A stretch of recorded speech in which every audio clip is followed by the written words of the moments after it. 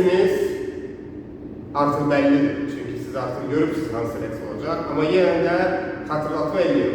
Uzundərə rəqs olacaq xanımlar üçün və çox uzatmadan keçək dərsimizə. Diğer bu qaydada, əlimiz bu qaydada və sağ ayağına başlayırıq. 51 əlimizə baxırıq burada. 2 edəndə çöndürük.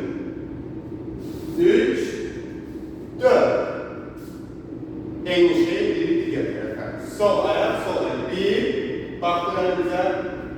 2 baxırıq yerə. 3 4 əllər biraz aşağı düşdü. Sol əl bağlayırıq, sağ fırça arkaya və fırlanırıq sol tərəfə. 1 2 3 3-də ayaq çıxdı, əllər qalxdı. 1 baxdıq, 2 baxdıq aşağı. Sol ayaq fırça arkaya, sağ tərəfə qalır önündə. Fırlanırıq sağa. 1 2 3 4 burada dayanır. Sağ əlimiz biraz düşür ortaya və sol ayaq düşür aşağı və sol ayağına başlayır addıma və qalxıb yuxarı əl. 1 2 3 4 1 sağ ayaq 2 3 4 gəldi. Burada bir dənə fırlandı. Stop. İndi isə sol tərəfə gedirik. Yəni bu qaydada sağ ayağını addım atırıq sol tərəfə və sol əlimiz bağlayırıq üzümüzü.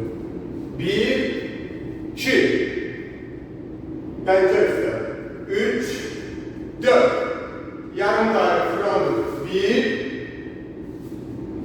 2 eyni şeyi edirik sağ tərəfə. 1 2 3 4 fırlanırıq. 1 2 və sol əllə sol ayağına gedirik dairə. 1 2 3 4 stop. Qabağa göstərdik və tam arxaya çönürük. Göstərilir arxaya və baş çönür baxın önə və bir dəfə fırlanırıq və stop. Əziz xanımlar, indi isə gəlin bu rəqsi musiqi ilə edək. Başlayaq. 1 2 3 4 1 2 3 4 fırlandık. 1 2 3 4 və 1 2 3 4 1 2 3 və 4 yerimizdə fırlanırıq və 1 2 3 1 2 1 2 3 4 1 2 1 2 3 4 1 Əziz xanımlar, ümidvaram ki bu videonu bəyəndiniz.